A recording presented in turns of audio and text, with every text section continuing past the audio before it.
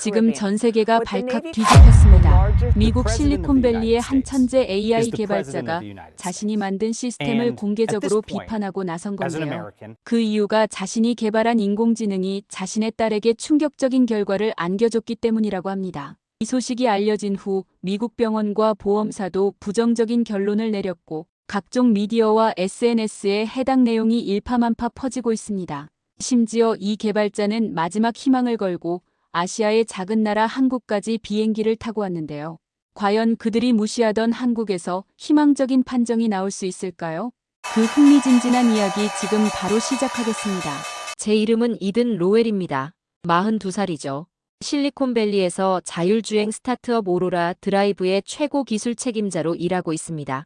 지난 10년간 루시드 코어라는 자율주행 시스템을 개발했어요. 제 신념은 명확했습니다. AI는 인간보다 안전하다. 이게 제가 사는 방식이었죠. 아내 클레어는 전직 심리 상담사예요. 따뜻한 사람이죠.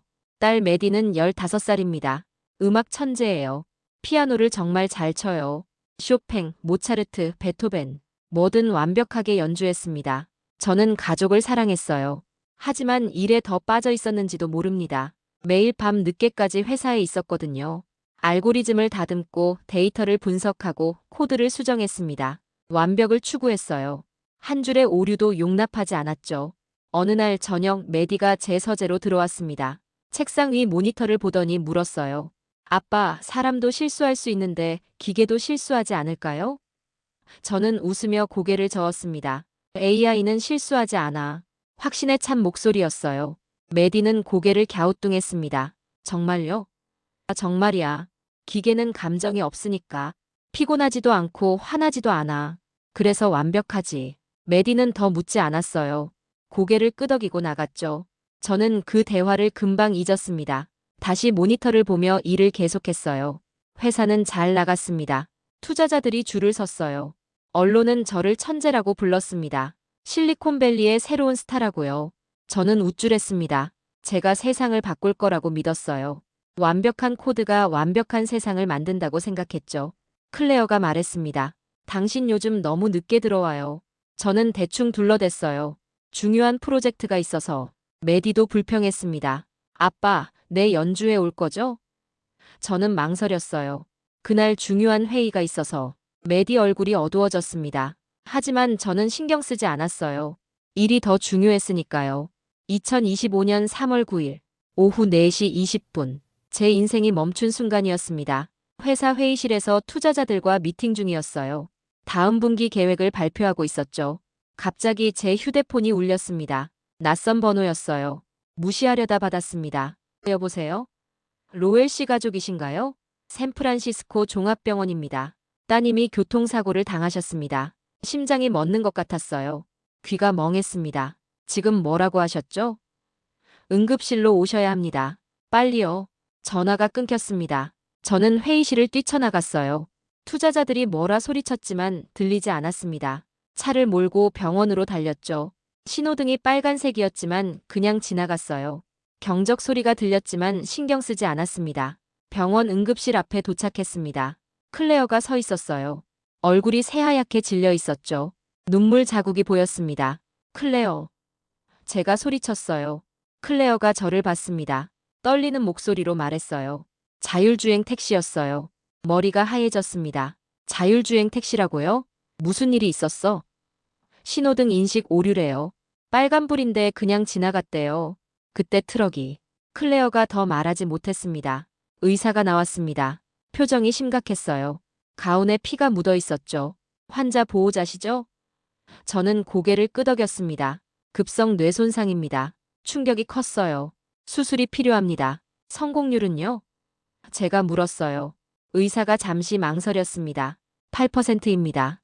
8%. 그 숫자가 귓가에 울렸어요. 8%라니요.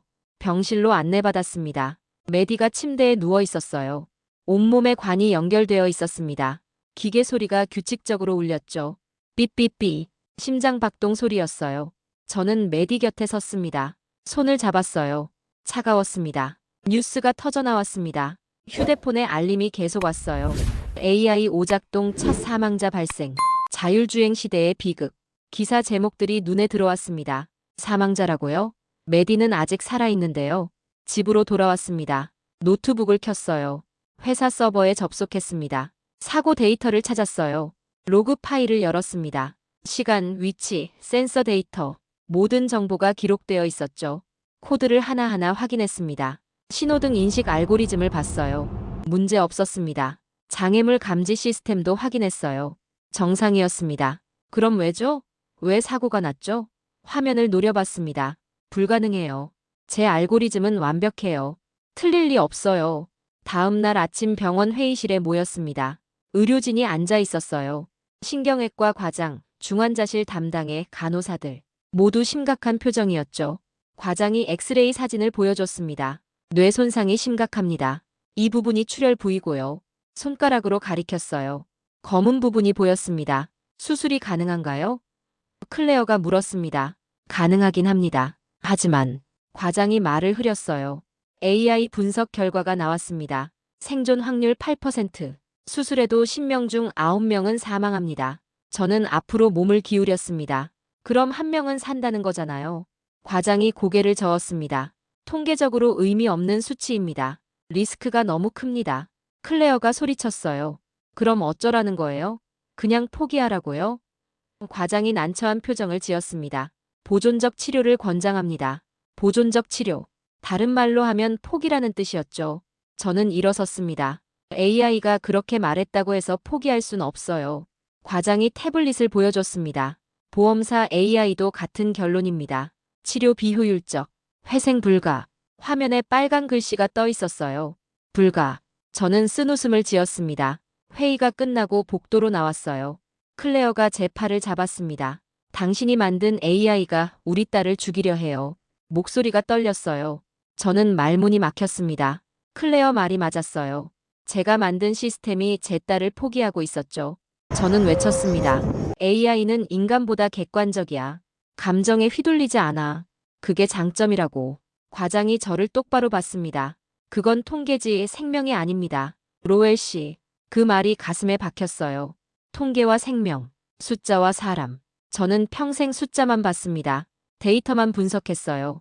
생명을 본 적이 없었죠. 그날 밤 회사 서버에 다시 접속했습니다. 루시드 코어의 핵심 알고리즘을 열었어요. 1000줄이 넘는 코드였죠. 한 줄씩 읽어 내려갔습니다.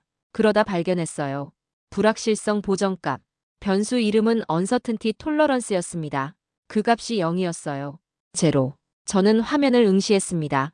0이라고요? 갑자기 이해했습니다. 제가 뭘 한 건지요? 완벽을 추구했던 거예요. 불확실성을 완전히 제거하려 했죠. AI가 의심하지 않게 만들었습니다. 100% 확신하거나 100% 포기하게요. 중간이 없었어요. 회색지대를 인정하지 않았죠. 8%는 너무 낮았습니다. 그래서 0으로 처리됐던 거예요. 불가능으로 분류된 거죠. 저는 중얼거렸습니다. 0. 완벽을 추구했지만 그게 인간을 버린 숫자였어. 손이 떨렸어요. 키보드 위에 올려진 손이 부들부들 떨렸습니다. 제 완벽주의가 생명의 여지를 없앴어요. 제 오만함이 딸을 죽이고 있었습니다. 갑자기 기억이 떠올랐습니다. 3년 전이었어요. 서울에서 열린 모빌리티 포럼에 참석했었죠. 세계 각국의 개발자들이 모였습니다. 발표도 하고 토론도 했어요. 둘째 날 점심시간이었습니다. 한국 개발자 한 명이 제게 다가왔어요. 로엘 박사님이시죠? 발표 잘 들었습니다. 악수를 청했습니다. 박현수라고 합니다. 서울대병원 의료 AI 연구소에서 일해요. 함께 점심을 먹었습니다. 이야기를 나눴죠. 박현수가 물었어요. AI로 생명을 판단할 수 있다고 보시나요? 저는 고개를 끄덕였습니다. 당연하죠. AI는 객관적이니까요. 박현수는 고개를 저었어요. AI는 도로를 통제할 순 있어도 생명을 구할 순 없습니다. 저는 비웃었습니다. 박 박사님은 기술을 과소평가하시는군요. AI는 인간보다 나아요. 실수하지 않으니까요. 박현수가 조용히 말했습니다. 기술은 도구일 뿐입니다. 생명을 결정하는 건 결국 사람이에요. AI는 감정을 배제해야 한다고 생각하시는 것 같은데요. 저는 단호히 대답했어요. 물론이죠. 감정은 판단을 흐리니까요. 박현수가 미소 지었습니다. 쓸쓸한 미소였어요. 하지만 감정이 없으면 생명도 없죠. 그때는 이해하지 못했습니다. 이상주의자의 헛소리라고 생각했어요. 그런데 지금은 달랐습니다. 박현수 말이 맞았어요. 저는 휴대폰을 들었습니다. 연락처를 찾았어요. 박현수 박사. 저장되어 있었죠. 밤늦은 시간이었지만 전화를 걸었습니다. 신호음이 울렸어요. 한참 만에 목소리가 들렸습니다. 여보세요? 박 박사님, 저희든 로엘입니다. 기억하시나요? 물론이죠. 로엘 박사님, 이 시간에 무슨 일이세요? 저는 상황을 설명했습니다. 메디의 사고를요. AI 판정을요. 미국 의료진의 반응을요. 박현수는 한참 침묵했습니다. 그러더니 말했어요. 한국으로 오세요. 정말 가능할까요? AI는 가능성을 닫았지만 인간은 가능성을 찾습니다. 제가 도와드릴게요. 희망이 보였습니다. 작은 희망이었지만 붙잡고 싶었어요. 회사에 말했습니다. 이사회를 소집했어요. 딸을 한국으로 데려가야 합니다. 이사들이 난색을 표했습니다. 법적 책임 문제가 있습니다. 우리 시스템이 연루된 사고예요. 그럼 어쩌라는 겁니까? 회사는 지원할 수 없습니다. 로엘 박사님도 이제 회사를 떠나셔야겠습니다. 해고당했습니다. 10년을 바친 회사에서요. 보험사에도 연락했어요. 거절당했습니다. AI 심사 결과 불가입니다. 보상할 수 없어요. 제가 만든 시스템이 저를 막고 있었습니다. 하지만 포기할 수 없었어요. 집을 담보로 잡았습니다. 은행에서 대출받았어요. 전세기 비용을 마련했죠. 클레어가 물었습니다. 정말 괜찮을까요? 저는 클레어 손을 잡았어요. 이젠 기술이 아니라 사람에게 가야 해. 처음으로 한 말이었습니다. 기술보다 사람이라고요. 일주일 뒤 인천공항에 도착했습니다. 밤 11시였어요. 공항은 조용했습니다. 하지만 깨끗했죠. 입국 심사를 마치고 나왔어요. 박현수가 마중 나와 있었습니다. 수염이 조금 자란 모습이었어요. 악수를 했습니다. 와주셔서 감사합니다. 박 박사님, 천만에요. 차가 밖에 대기 중입니다. 구급차였어요. 의료진이 함께 있었습니다. 메디를 조심스럽게 옮겼어요. 장비들이 연결됐죠. 서울로 향했습니다. 창밖으로 야경이 보였어요. 불빛이 많았습니다. 고층 빌딩들이 즐비했죠. 박현수가 말했습니다. 곧 도착합니다. 1시간쯤 달렸을까요? 서울 대병원이 보였습니다. 큰 건물이었어요. 밤인데도 불이 켜져 있었습니다. 응급실로 들어갔습니다. 의료진이 대기하고 있었어요. 밤임에도 불구하고요. 메디를 중환자실로 옮겼습니다. 저와 클레어는 회의실로 안내받았어요. 박현수가 들어왔습니다. 여러 사람과 함께였죠. 소개하겠습니다. 신경외과 김 교수님, 로봇 수술 이 교수님, AI 분석팀 박 박사님, 마취과 최 교수님입니다. 모두 인사를 나눴습니다. 회의가 시작됐어요. 박현수가 메디의 의료 기록을 화면에 띄웠습니다. 미국에서 보내온 자료입니다. 급성 뇌손상, 출혈 부위는 여기입니다. 손가락으로 가리켰어요. 의사들이 진지하게 봤습니다. 질문이 오갔죠. 출혈량은 어느 정도입니까? 뇌압 수치는요? 현재 약물 투여 상황은요? 1시간 넘게 토론이 이어졌습니다. 저는 그저 듣고만 있었어요. 의학 용어는 어려웠습니다. 하지만 느낌은 알았죠. 이 사람들이 진지하다는 걸요. 마침내 김 교수가 말했습니다. 어렵지만 불가능하진 않습니다. 제 심장이 뛰었어요. 불가능하지 않다고요? 성공률은 어느 정도인가요? 클레어가 물었습니다. 58%입니다. 58%. 미국에서 8%라던 케이스가요? 저는 앞으로 몸을 기울였어요. 어떻게 그렇게 다를 수 있죠? 박현수가 설명했습니다. 미국 AI는 과거 데이터만 봅니다. 비슷한 케이스의 결과만 분석하죠. 하지만 우리는 다릅니다. 현재 환자의 상태를 봐요. 나이, 체력, 회복력, 그리고 미래 가능성까지 고려합니다. 저는 물었습니다. 그게 가능한가요? 네. 우리는 숫자가 아니라 사람을 봅니다. 그 말이 심장을 쳤어요. 숫자가 아니라 사람을. 저는 평생 반대로 살았습니다. 사람이 아니라 숫자만 봤죠. 김 교수가 덧붙였습니다. 물론 리스크는 있습니다. 수술 중 합병증 가능성도 있고요.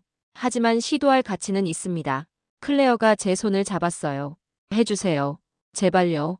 김 교수가 고개를 끄덕였습니다. 최선을 다하겠습니다. 박현수가 저를 봤습니다. 예전에 말씀드렸죠. AI는 감정을 배제해야 한다고 하셨어요. 기억났습니다. 그 대화가요. 하지만 감정이 없으면 생명도 없다고 제가 답했습니다. 이제 이해하시겠어요? 저는 고개를 끄덕였습니다. 이제 이해했어요. 감정이 생명을 만든다는 걸요. 숫자가 아니라 마음이 사람을 살린다는 걸요. 수술날이 왔습니다. 3월 15일. 아침 8시였어요. 수술실 앞에 섰습니다. 메디가 침대에 누워 지나갔어요. 마취가 된 상태였죠. 손을 뻗어 메디 손을 잡았습니다. 차가웠어요. 메디야, 아빠가 여기 있어. 곧 깨어날 거야. 메디는 대답하지 않았습니다. 수술실 문이 닫혔어요. 빨간 불이 켜졌습니다. 수술 중. 대기실로 갔습니다.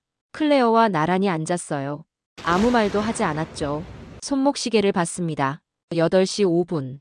팔에 적혀있던 숫자가 보였어요. 8%. 펜으로 적어뒀던 거였습니다. 잊지 않으려고요. 저는 그 숫자를 지웠습니다. 침을 묻혀 문질렀어요. 먼저 나갔죠. 더 세게 문질렀습니다. 완전히 지워질 때까지요. 더 이상 그 숫자에 갇히고 싶지 않았습니다. 1시간이 지났습니다. 8시 50분. 아무 소식이 없었어요. 2시간이 지났습니다. 10시. 복도가 조용했어요. 3시간째였습니다. 11시. 다리가 저렸지만 움직이지 않았어요. 4시간째. 정오가 지났습니다. 간호사가 급하게 나왔어요. 심장이 철렁했죠. 출혈이 있습니다. 예상보다 많아요.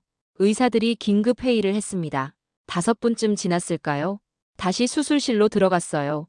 저는 창문 너머로 봤습니다. 의료진이 분주하게 움직였어요. 모니터에서 경고음이 울렸죠. 삐삐삐. 빠른 소리였습니다. 5시간째. 오후 1시. 경고음이 계속됐어요. 하지만 아무도 멈추지 않았습니다. 의사들은 계속 수술했죠. 간호사들도 쉬지 않았어요. 6시간째. 오후 2시. 클레어가 제 어깨에 기댔습니다. 떨리고 있었어요. 저도 떨렸죠. 7시간째. 오후 3시. 간호사가 나왔습니다. 이름표를 봤어요. 지수. 어떻게 됐어요? 제가 물었습니다. 지수가 미소 지었어요. 밝은 미소였습니다. 조금만 더 기다리세요. 우린 절대 중간에 멈추지 않아요. 그 말이 힘이 됐어요. 다시 수술실로 들어가는 지수를 봤습니다. 8시간째. 오후 4시. 시계만 봤어요. 초침이 느리게 움직였습니다. 9시간째. 오후 5시. 수술실 문이 열렸습니다. 박현수가 나왔어요. 마스크를 벗었습니다. 얼굴이 땀으로 범벅이었죠. 가운에도 땀이 배어 있었어요. 김 교수도 나왔습니다. 피곤한 표정이었어요. 하지만 웃고 있었습니다. 박현수가 말했어요. 성공했습니다. 그 순간 모든 힘이 빠졌습니다. 바닥에 주저앉았어요. 눈물이 쏟아졌습니다. 참을 수가 없었어요. 클레어가 저를 안았습니다. 함께 울었죠. 박현수가 다가왔습니다. AI는 정지했지만 인간은 계속 달렸습니다. 맞았어요. 기계는 8%에서 멈췄습니다. 포기했죠. 하지만 사람은 달렸어요. 9시간 동안 멈추지 않았습니다. 수술 후 메디는 중환자실로 옮겨졌습니다. 혼수 상태였어요. 의식이 없었죠. 기계가 대신 숨을 쉬게 해줬습니다. 관이 입에 연결되어 있었어요.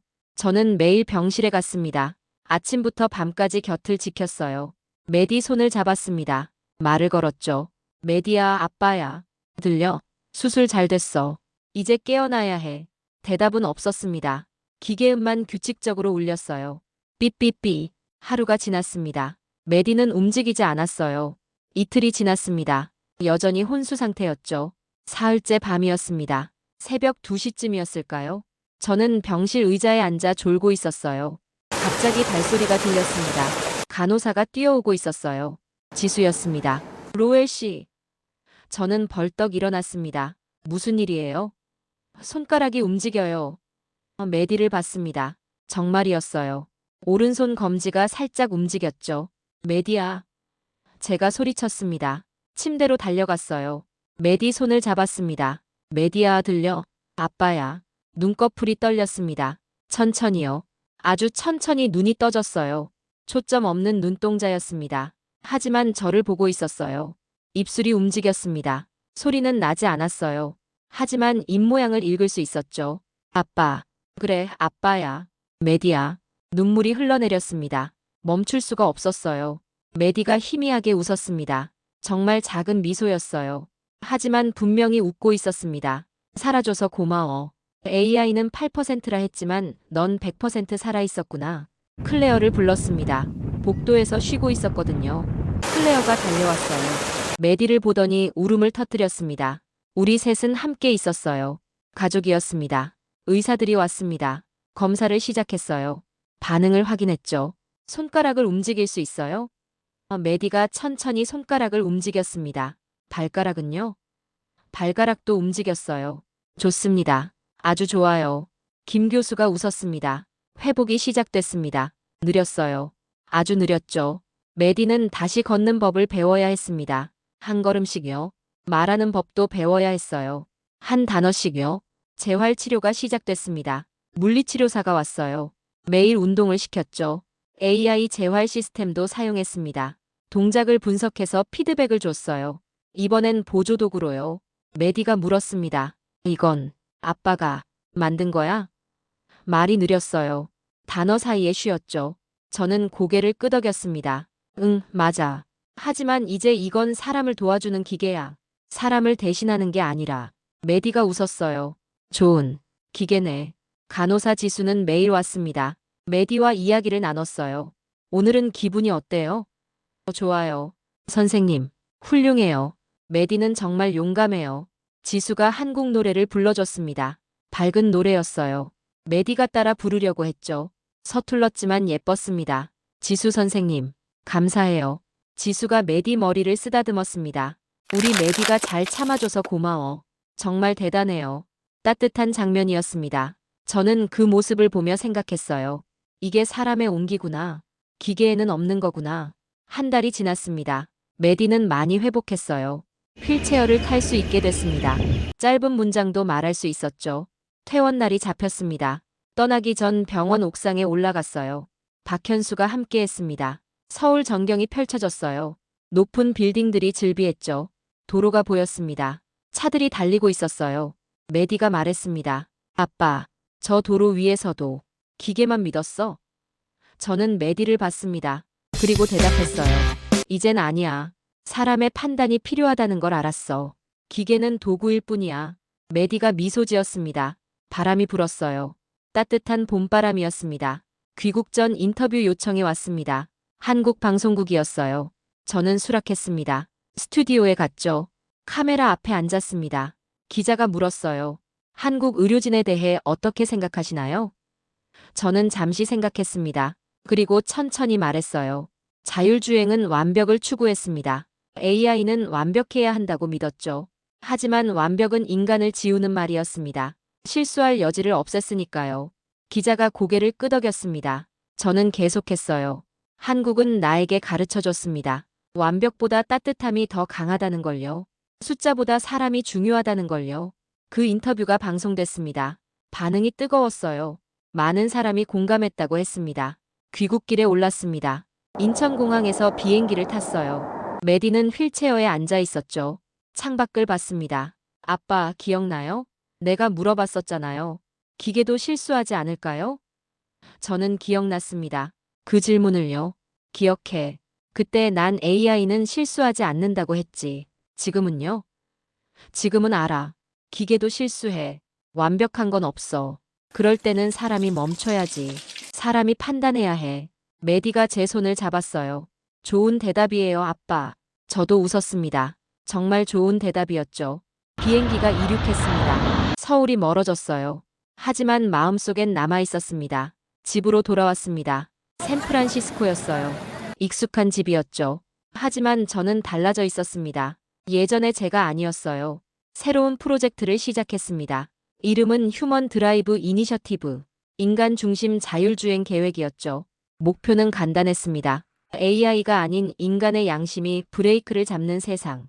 박현수와 협력했습니다. 화상회의를 자주 했어요. 불확실성 보정값을 올려야 합니다. 제가 말했어요. 0이 아니라 적정 수준으로요.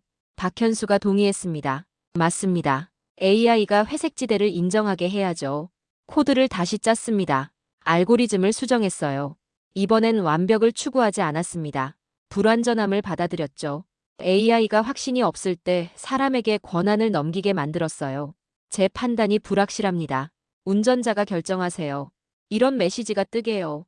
프로토타입이 나왔습니다. 테스트를 시작했어요. 결과는 놀라웠습니다. 사고율이 오히려 줄었어요. 왜일까요? AI가 과신하지 않았기 때문이죠. 불확실할 때 멈췄으니까요. 투자자들이 관심을 보였습니다. 혁신적입니다. 이게 진짜 미래네요. 언론도 주목했어요. 하지만 저는 서두르지 않았습니다. 천천히 가고 싶었어요. 확실하게요. 메디는 완전히 회복했습니다.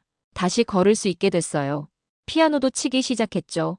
예전만큼 빠르진 않았습니다. 손가락이 가끔 꼬였어요. 하지만 괜찮았습니다. 불완전해도 아름다웠으니까요. 어느 날 저녁 작은 연주회를 열었습니다. 집 근처 홀이었어요. 친구들을 초대했죠. 저와 클레어가 앞자리에 앉았습니다. 메디가 무대에 올랐어요. 검은 드레스를 입고 있었죠. 피아노 앞에 앉았습니다. 심호흡을 했어요. 연주가 시작됐습니다. 쇼팽 녹턴이었어요. 느린 곡이죠. 손가락이 건반 위를 움직였습니다.